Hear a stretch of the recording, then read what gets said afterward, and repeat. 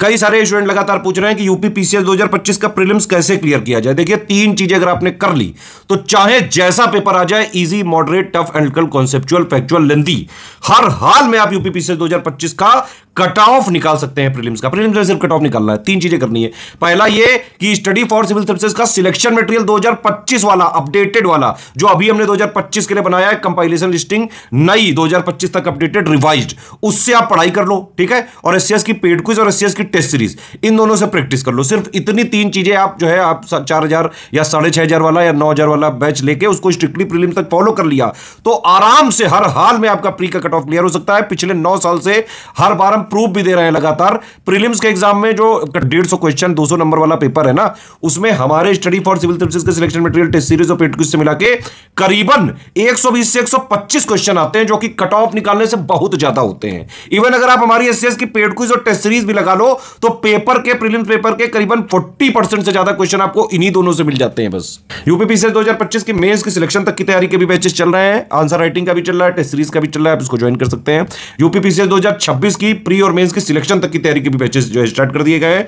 पूरी complete comprehensive एकदम शुरुआत से सिलेक्शन तक की तैयारी का फाउंडेशन बैच 2026 का जो है स्टार्ट हो चुका है। आप इसको ज्वाइन करके सिर्फ स्टडी फॉर सिविल सर्विसेज का बैच ज्वाइन करिए, प्री और मेंस कंप्लीट वाला, और एग्जाम तक बस उसको फॉलो कर लो। सब कुछ उसी में प्रोवाइड होगा। वन स्टॉप डेस्टिनेशन बैच है, कंप्लीट कॉम्प्रिहेंसिव, पूरी जो है उसमें सिलेक्शन मटेरियल दिया जाएगा, बेसिक किया जाएगा, 3 स्टेज की स्टडी आपको फॉलो करनी पड़ेगी, उसमें बेस क्लियर कराया जाएगा, फाउंडेशन क्लियर कराया जाएगा, पीवाईक्यू दिए जाएंगे, डेली प्रैक्टिस होगी, सारे डाउट क्लियर किए जाएंगे, पूरी आंसर राइटिंग होगी, एसे राइटिंग होगी, हिंदी राइटिंग होगी, जो भी चीजें एग्जाम को निकालने के लिए जरूरी है सब कुछ उसमें कराया जाएगा।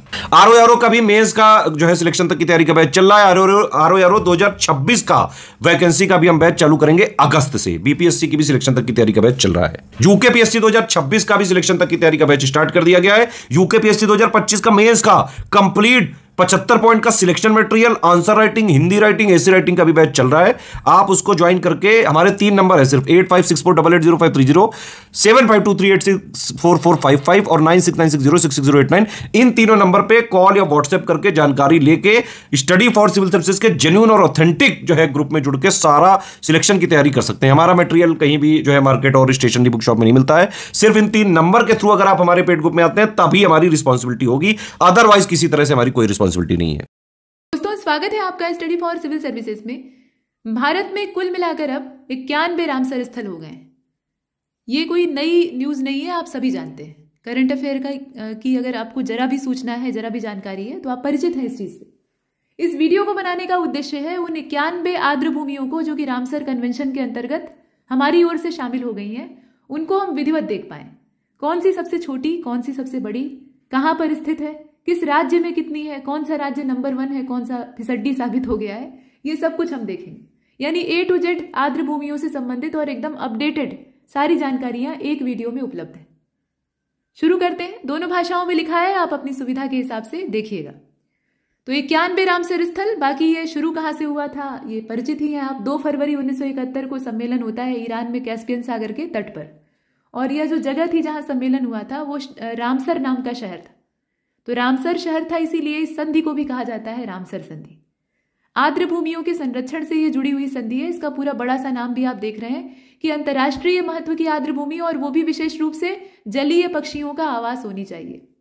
वहां पर जल में निवास करने वाले जो पक्षी हैं वो पर्याप्त मात्रा में होने चाहिए, तो फिर ऐसी आर्द्र भूमि को रामसर में शामिल किया जा सकता है। ठीक है, तो ये तो सारी बातें कॉमन है। अच्छा, एक चीज है, देखिए 1971 में ये सम्मेलन हुआ था। सारे देश जो उसमें शामिल थे वहां हस्ताक्षर इत्यादि करते हैं, लेकिन इसे बाकायदा लागू किया जाता है 1975 में। तो कुल मिलाकर ये एक इंटर गवर्नमेंटल ट्रीटी है, संधि है। आर्द्र भूमि के संरक्षण से, और न सिर्फ संरक्षण बल्कि उसके समुचित उपयोग से इसका संबंध है। सिर्फ बचाएंगे नहीं, उससे हम फायदा भी लेंगे। फायदा तो आर्द्र भूमियां बिना मांगे ही देती हैं। प्रकृति के लिए ये किडनी का काम करती हैं, उसका गुर्दा या वृक्क होती है। जल को स्वच्छ करती हैं, जल को छानने का काम करती हैं, धरती को रिचार्ज करने का काम करती हैं। बहुत सारी वन्य जीवों की प्रजातियों और पक्षियों को ये आश्रय प्रदान करती हैं। बहुत तरह के वृक्ष और वनस्पतियों को अपना ठिकाना देती हैं। तो जैव विविधता और पर्यावरण के लिहाज से तो ये अमूल्य है पहले से ही, लेकिन अब मनुष्यों के लिए इसका जो प्रत्यक्ष प्रयोग है उसको भी बढ़ावा देना ये रामसर कन्वेंशन में शामिल है। न सिर्फ संरक्षण बल्कि समुचित इस्तेमाल। आर्द्र भूमि का क्षेत्रफल अगर हम अपने देश के संदर्भ में देखें, दुनिया भर को देखने की कोई आवश्यकता नहीं है, सिर्फ अपने देश का, तो आर्द्र भूमि का क्षेत्रफल संपूर्ण क्षेत्रफल का 4.7% है। ठीक है। भारत ने 1982 में इस संधि पर हस्ताक्षर किए थे। भारत में आर्द्र भूमि के संरक्षण के मामलों में केंद्रीय पर्यावरण, वन और जलवायु परिवर्तन मंत्रालय यही नोडल है। तो ये तो आपको बताने की वैसे भी आवश्यकता नहीं थी, क्योंकि पर्यावरण से जुड़ा हुआ मामला है तो कौन नोडल होगा, यही मिनिस्ट्री होगी। अब यहां देखिए, यह है भारत का नक्शा, रंग बिरंगा, और इसमें सारी रामसर कन्वेंशन के अंतर्गत आने वाली हमारी आर्द्र भूमियों को शामिल किया गया है। तो उत्तर दिशा से आरंभ करते हैं। देखिए, सबसे पहले जम्मू कश्मीर, यहां पर वुलर झील है, सुरिनसर मानसर है, होकरा है, विगाम है और शालबुद है। ठीक। लद्दाख में स्योकर है और स्योमोरिरी है, ये दोनों वेटलैंड कॉम्प्लेक्स और झील। इसके अतिरिक्त हरिके, कांजली, रोपड़, व्यास संरक्षण रिजर्व, केशवपुर, मियानी समुदाय, नांगल, ये सारी जो है ये पंजाब में स्थित है। हिमाचल प्रदेश में पोंग डैम है, चंद्रताल है, रेणुका है। उत्तराखंड में आसन कंजर्वेशन रिजर्व है, ये भारत का आप ऊपरी हिस्सा यानी उत्तरी हिस्सा देख रहे हैं। उसी प्रकार से सुल्तानपुर राष्ट्रीय उद्यान और भिंडावास वन्यजीव अभ्यारण्य, ये हरियाणा में पड़ता है, पंजाब के ठीक बगल में। राजस्थान में आप सभी जानते हैं कि केवलादेव घाना है, सांभर झील है और खीचन और मेनार ये भी है, ये भी आर्द्र भूमि राजस्थान की है और ये रामसर के अंतर्गत आती है। पश्चिमी हिस्से को पूरा ही कंप्लीट कर लेते हैं, तब हम उत्तर की ओर चलते हैं फिर से। तो केवलादेव खाना को हमने देखा। अच्छा, गुजरात में आइए। गुजरात की जो आर्द्र भूमियां हैं उसमें नल सरोवर है, बाधवन है या बाधवन इसको कहा जाता है, थोल लेक है, उसके अतिरिक्त खेजड़िया है, ये सारे गुजरात के हैं। यहाँ दादरा नगर हवेली और दमन दीव को आप देख रहे हैं। महाराष्ट्र में देखिए, महाराष्ट्र में नंदूर है, लोनार है और ठाणे। नंदा झील जो है ये गोवा की है, नंदा झील जो है वो गोवा की है। कर्नाटका में अगर देखें, यहाँ हम पश्चिमी किनारे से होते हुए दक्षिण की ओर जा रहे हैं, तो कर्नाटका में रंगनाथिट्टू है, अंक समुद्रम है, अघनाशिनी का मुहाना है, अघनाशिनी एक नदी का नाम है, उसका जो मुहाना है एस्चुरी होता है वहां पर, और मगदी केरे संरक्षण रिजर्व है जो कि कर्नाटक में स्थित है। अष्टमुदी, षष्ठम कोट्टा वेटलैंड और वेम्बानद कोल वाला जो है ये सब केरल में है। इसी क्रम में अब हम लोग थोड़ा सा वापस उत्तर की ओर चलते हैं और पूर्व दिशा से देखना आरंभ करते हैं। तो उत्तराखंड में हमने देखा था कि आसन कंजर्वेशन रिजर्व है। इसके बाद है उत्तर प्रदेश। उत्तर प्रदेश में जो आर्द्र भूमियां हैं उसमें आप यहाँ लंबी चौड़ी लिस्ट देख रहे हैं। ऊपरी गंगा नदी है, नवाबगंज है, पार्वती अर्गा है, समन है, समसपुर है, सांडी है, सरसई नवार है, सुर सरोवर है, हैदरपुर है, बखीरा है। ठीक है। और खेचेओ पलरी आर्द्र भूमि जो है वो सिक्किम में स्थित है। ठीक, इसको भी आप देखें। असम में देपोर बील है, लोकटक आपकी मणिपुर में है, किम्बुल लमजाओ नेशनल पार्क उसी के ऊपर तैर रहा है। ठीक है, वो सब आप पढ़ते हैं। पाल वेटलैंड को आप यहां पर देख रहे हैं। अच्छा, रुद्र सागर को देख लीजिए त्रिपुरा की तरफ। ये सब पूर्वोत्तर वाले हो गए। इसके अतिरिक्त उड़ीसा की जो है वो यहां दी हुई है साइड में। उड़ीसा के अंदर जो आर्द्र भूमियां रामसर में आती हैं, चिल्का झील है काफी पहले से, उसके अतिरिक्त भितरकणिका मैंग्रोव है, सतकोशिया है, टम्पारा है, हीराकुंड है और अंसुपा है। ये सब ओडिशा के। तेलंगाना में आप बीच में तेलंगाना को रखे हुए हैं। आंध्र में देखिए, आंध्र में कोलेरू है। ठीक है, आंध्र में कोलेरू है। अब तमिलनाडु का देखते हैं। तमिलनाडु में अच्छी खासी तादाद में जो रामसर भूमियां हैं वो शामिल है। इसमें पॉइंट कैलीमेरे है, कूथनकुलम पक्षी अभ्यारण्य है, चित्रांगुदी है। इसके अतिरिक्त कारिकोली है, पिंचवरम मैंग्रोव है, मैंग्रोव क्षेत्र, पल्लीकरनई है, मन्नार की खाड़ी, बेम्बानूर, बेम्बलोड, सक्कारा कोट्टई पक्षी अभ्यारण्य है। इसके अलावा उदय मार्तंडपुर पक्षी अभ्यारण्य है, वेदांग थंगल है, सुचिंद्रम थेरूर है, वडुवूर पक्षी अभ्यारण्य है, कांजीकुलम ये आपने देखा था, कराई वेट्टी है, लांगवुड शोला है। कौन सा नया शामिल हुआ है अभी आगे हम देखेंगे। कांजूवेली है, नंजरायन है और थरथंगल है। ठीक है, केरल के अंदर आपने पढ़ा ही था। तो इस प्रकार से समूचे भारत का हमने देखा। ठीक, मध्य प्रदेश का देखा या नहीं? तो मध्य प्रदेश का यहां पर है, ये है भोज वेटलैंड, सिरपुर, सांख्य सागर, यशवंत सागर और तवा। उसी प्रकार से बिहार में काबर लेक है, नांगी है और नकटी।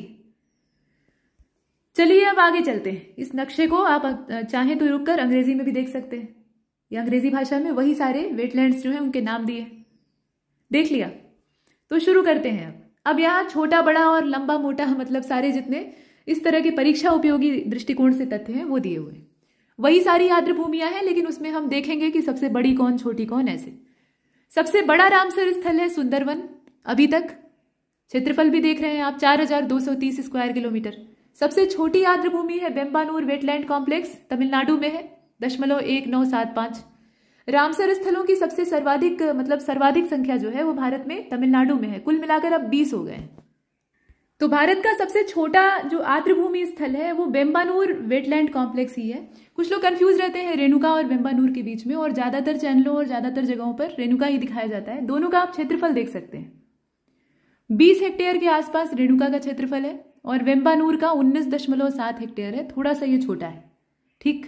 किलोमीटर स्क्वायर में भी आप अंतर देख सकते हैं, बहुत माइनर अंतर है लेकिन है, ठीक है। इसके बाद अगले वाले को देखें। रामसर स्थलों की सर्वाधिक संख्या भारत के किस राज्य में है? तो तमिलनाडु में है, टोटल 20। भारत की सबसे उत्तरी जो रामसर साइट है वो वुलर झील है।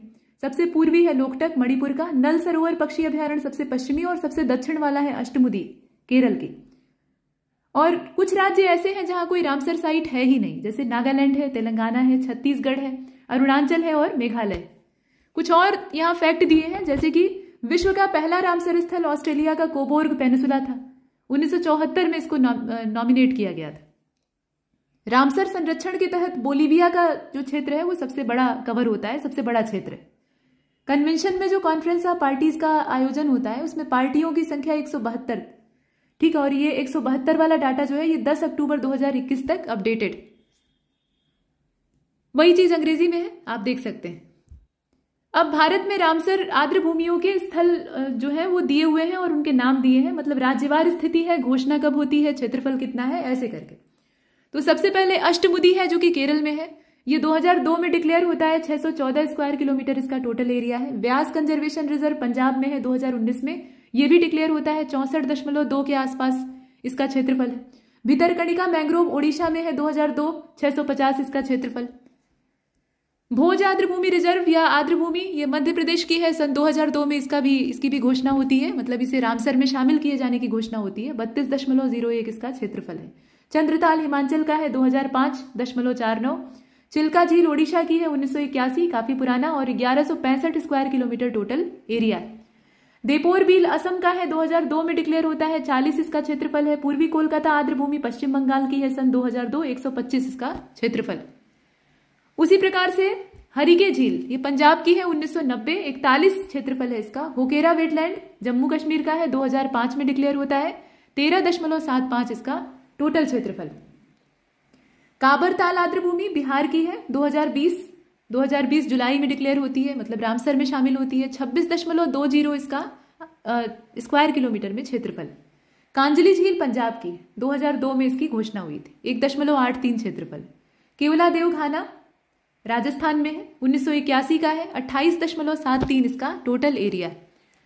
केशवपुर मियानी कम्युनिटी रिजर्व पंजाब का है, 2019, 3.439 इसका क्षेत्रफल। कोलेरू झील आंध्र प्रदेश की है, 2002 की, 901 इसका क्षेत्रफल है। लोकटक झील आप जानते ही हैं मणिपुर की है, 266 इसका क्षेत्रफल है, 1990 में इसको शामिल किया गया था। लोनार झील महाराष्ट्र की है, बुल्ढाना जिले में, 2020 में ये शामिल हुई थी और 4.27 इसका टोटल क्षेत्रफल है। नल सरोवर पक्षी अभ्यारण्य गुजरात का है, 2012 सितंबर में ये शामिल होता है आर्द्र भूमियों की लिस्ट में, 120 इसका क्षेत्रफल। नंदुम मदमेश्वरी, ये जो नंदुम मदमेश्वरी है ये महाराष्ट्र में स्थित है, महाराष्ट्र राज्य में। 2019 जून में इसको शामिल किया गया था और 14.37 स्क्वायर किलोमीटर इसका टोटल एरिया है। नांगल वन्यजीव अभ्यारण्य पंजाब का है, 1.16। नवाबगंज पक्षी अभ्यारण्य उत्तर प्रदेश का है, 2019, 2.246।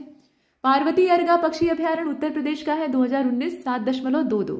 पॉइंट कैलिमेरी वन्यजीव अभ्यारण्य और पक्षी अभ्यारण्य 2002 में ये भी शामिल हुआ था, तमिलनाडु का है, 385 क्षेत्रफल।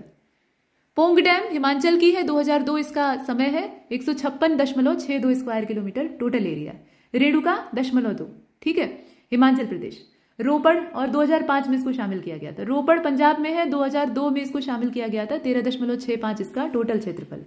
रुद्रसागर झील त्रिपुरा में है, 2005, 2.4 इसका क्षेत्रफल। और समन पक्षी अभ्यारण्य अपने उत्तर प्रदेश में है, 2019 दिसंबर में इसको अधिसूचित किया गया था रामसर के अंदर, 52.63 इसका टोटल क्षेत्रफल। समसपुर पक्षी अभ्यारण्य उत्तर प्रदेश का 2019 का 79.94 स्क्वायर किलोमीटर टोटल एरिया है। राजस्थान की सांभर झील है, 1990 में इसको डिक्लेयर किया जाता है और ये 240 स्क्वायर किलोमीटर टोटल क्षेत्रफल वाली। सांडी पक्षी अभ्यारण्य उत्तर प्रदेश का 2019 का है, 30.85 टोटल इसका एरिया है। सरसई नवार उत्तर प्रदेश का 2019 का 16.13 इसका टोटल क्षेत्रफल है। सष्ठम कोट्टा केरल की झील है और इसे रामसर में शामिल किया गया अगस्त 2002 में। कुल मिलाकर 3.73 इसका क्षेत्रफल। सुंदरवन पश्चिम बंगाल में है सबसे बड़ा, 4230 स्क्वायर किलोमीटर टोटल एरिया है। सुरिनसर मानसर झील ये जम्मू कश्मीर की है, 3.5 इसका टोटल क्षेत्रफल है। 2005 में इसे आर्द्र भूमियों में रामसर में शामिल किया गया। सुर सरोवर 41वां है उत्तर प्रदेश का और ये मतलब पूरे देश का 41वां है, उत्तर प्रदेश की आर्द्र भूमि है। 2020 अगस्त में इसको अधिसूचित किया गया था और 4.31 इसका टोटल क्षेत्रफल है। आसन कंजर्वेशन रिजर्व उत्तराखंड का है 2020 जुलाई का, 4.444 स्क्वायर किलोमीटर ये टोटल क्षेत्रफल है। स्योकर आर्द्र भूमि लद्दाख की है, 2020 का समय है और 17 नवंबर 2020 को इसको शामिल किया गया था। 95.77 ये वर्ग किलोमीटर में टोटल इसका क्षेत्रफल है। सोमोरिरी झील लद्दाख की 2002 में शामिल होती है, 120 इसका टोटल क्षेत्रफल है। ब्रिज घाट से नरोरा खंड ऊपरी गंगा नदी जो है ये आर्द्र भूमि के तौर पर शामिल हुई थी रामसर में उत्तर प्रदेश में। 2005 में ये सम्मिलित हुई, 265.9 स्क्वायर किलोमीटर टोटल क्षेत्रफल। वेम्बानद कोल वेटलैंड केरल का है, 2002 में शामिल होता है, 1512.5 इसका टोटल क्षेत्रफल। वुलर झील जम्मू कश्मीर की है, 1990 189 इसका टोटल क्षेत्रफल। इसके बाद भिंडावास है, भिंडावास वन्य अभ्यारण्य हरियाणा का है और अगस्त 2021 में शामिल हुआ था, 4.12। सुल्तानपुर हरियाणा का 2021 1.4। थुल या थोल कहा जाता है ये झील है वन्यजीव अभ्यारण्य के साथ, गुजरात में है, 2021 में शामिल हुई थी, 6.99 इसका टोटल क्षेत्रफल है। बाधवन गुजरात का है, अगस्त 2021 में शामिल होता है, 6.30 इसका टोटल क्षेत्रफल। हैदरपुर आर्द्र भूमि जो है ये उत्तर प्रदेश की है और 2021 में इसको अधिसूचित किया जाता है, 69.08 स्क्वायर किलोमीटर टोटल इसका एरिया है। उसके पश्चात खेजड़िया आता है गुजरात का, 2022 में ये सम्मिलित हुआ था रामसर में और 6.05 इसका टोटल एरिया है। बखीरा उत्तर प्रदेश का 2022 फरवरी में ये विश्व आर्द्र भूमि दिवस के मौके पर ही शामिल किए गए दोनों स्थान है, 29 स्क्वायर किलोमीटर इसका टोटल क्षेत्रफल है।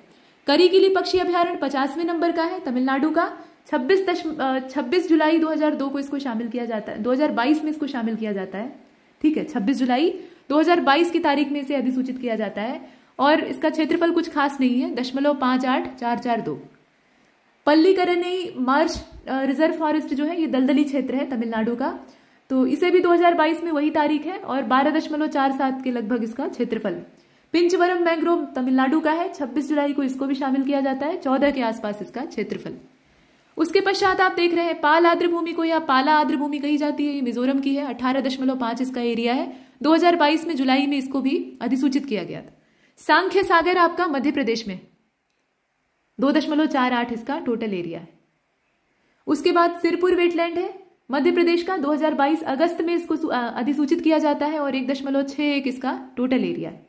रंगनाथिट्टू कर्नाटक का है, 2022 अगस्त में इसको भी 5.177 इसका टोटल एरिया है। नंदा झील गोवा की 2022 में शामिल होती है, 4.4201 ये इसका टोटल एरिया है। तत्पश्चात आप देखेंगे सतकोशिया गार्ज को, तो सतकोशिया गार्ज आपका ओडिशा में पड़ता है, 58वां आप देख रहे हैं। 3 अगस्त 2022 को इसको शामिल किया गया था, 981.96 स्क्वायर किलोमीटर ये टोटल इसका क्षेत्रफल है। उदय मार्तंडपुरम ये तमिलनाडु का है, वेदांग थंगल जो है ये भी तमिलनाडु का है, वेलोड पक्षी अभ्यारण्य भी तमिलनाडु का है और वेम्बानूर कॉम्प्लेक्स भी तमिलनाडु का है और इन सब को 2022 में शामिल किया गया था, जिसमें से कि उदय मार्तंडपुरम जो है इसका 0.43 है क्षेत्रफल। वेदांग थंगल जो पक्षी अभ्यारण्य आप देख रहे हैं उसका 0.40 है। वेलोड पक्षी अभ्यारण्य का क्षेत्रफल है 0.77 और वेम्बानूर का है 0.19। इसके बाद है गल्फ ऑफ मन्नार, ये मरीन नेशनल पार्क कहा जाता है, तमिलनाडु का ये भी है, 2022 अगस्त में इसको भी अधिसूचित किया गया था, 526.71 लगभग इसका क्षेत्रफल। कुंटकुलम या कुंतकुलम पक्षी अभ्यारण्य तमिलनाडु का, 3 अगस्त 2022 को इसको अधिसूचित किया गया था, 0.7204 ये इसका टोटल एरिया है। टम्पारा लेक या तम्पारा झील ओडिशा की है, 13 सितंबर 2022 को अधिसूचना प्राप्त होती है, 654 इसका टोटल क्षेत्रफल है। हीराकुंड जलाशय ओडिशा का है, 13 सितंबर 2022 में 2.31 का मामूली क्षेत्रफल है लेकिन महत्वपूर्ण है। अंशुपा झील ओडिशा में है और ये भी वही सेम डेट है, उसी समय अधिसूचित की जाती है। ओडिशा से 2 स्थल नॉमिनेट होते हैं 2022 में, ये थोड़ी सी बड़ी है। 8.22 स्क्वायर किलोमीटर। यशवंत सागर मध्य प्रदेश का 2022 सितंबर में ये भी अधिसूचित हुआ था, 2.60 इसका टोटल क्षेत्रफल है।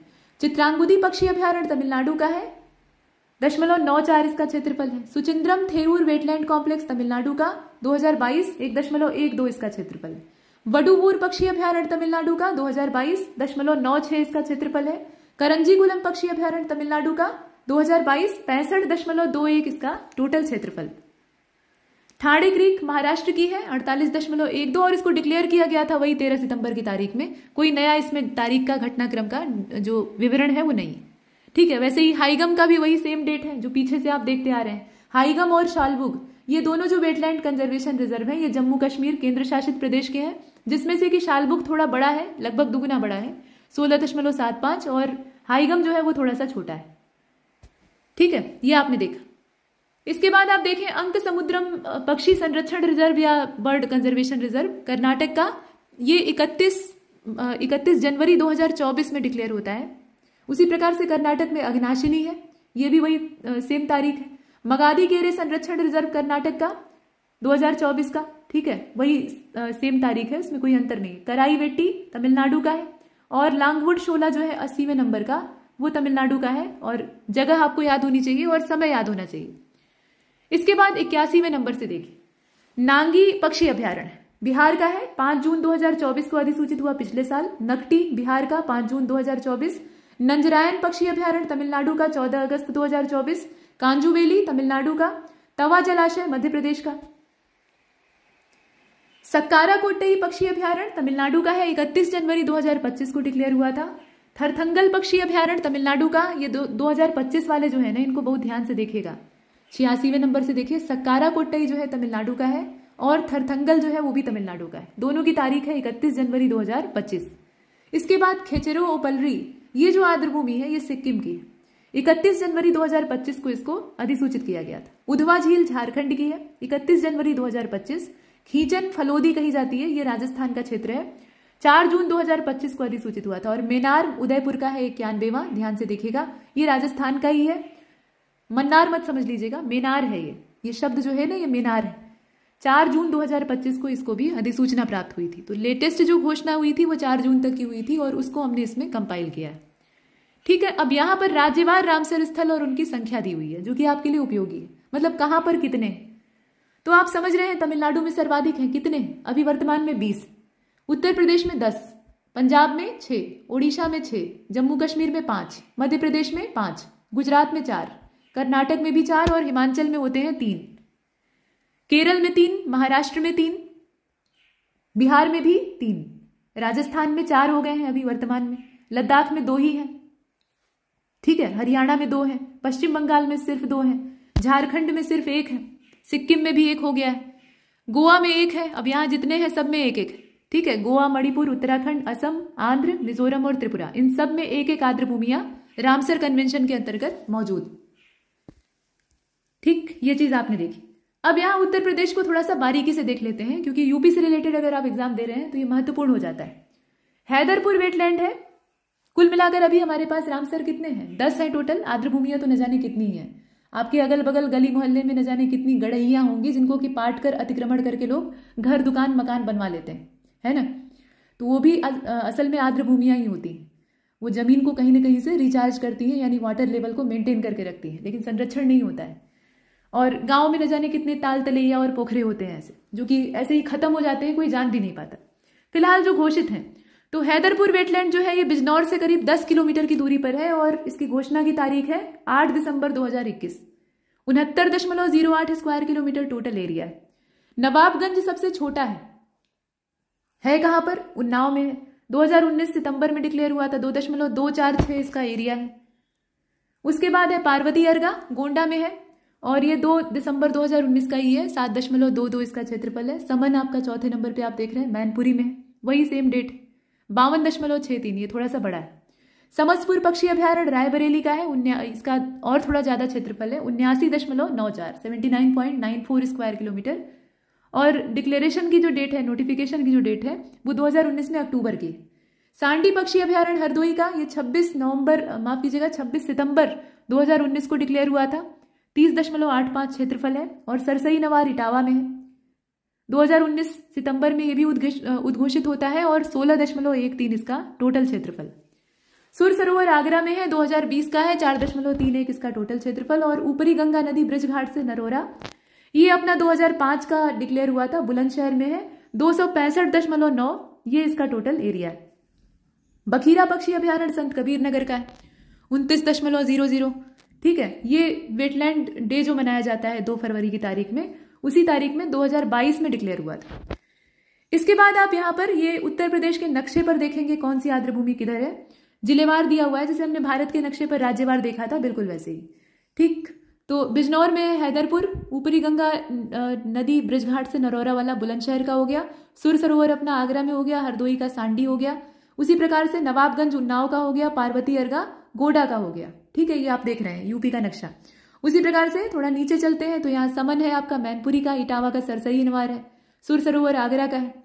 उसी प्रकार से रायबरेली का आप देखेंगे तो रायबरेली का समसपुर है, ठीक, समसपुर पक्षी अभ्यारण्य है। और पार्वती अर्का को आप देख ही चुके हैं। संत कबीर नगर का बखीरा है, यहाँ पर संत रविदास नगर में जोड़ दिया गया है, तो बखीरा को आप उसी हिसाब से लोकेट कर लेंगे। अब यहाँ पर उसी नक्शे को आप अंग्रेजी में भी देख सकते हैं, हालांकि इसमें चित्र में क्या ही अंग्रेजी हिंदी है, इतना नाम तो आप समझ ही सकते हैं। कुल मिलाकर 10 है हमारे पास, वो 10 आपको पता होने चाहिए। और यहीं पर हमारी कहानी भी समाप्त होती है। आर्द्र भूमियों में बहुत ज्यादा माथापच्ची करने के लिए कुछ है नहीं, ठीक। इनके संरक्षण में माथापच्ची करनी है, लेकिन इनसे संबंधित प्रश्नों को हल करने में बहुत ज्यादा भटकना नहीं है आपको। सीमित सूचनाएं हैं, उतना ही तैयार कर लीजिए, उससे आपका काम बन जाएगा। तो आशा है कि ये वीडियो आपके लिए उपयोगी सिद्ध होगा। बहुत सारी शुभकामनाओं के साथ नमस्कार।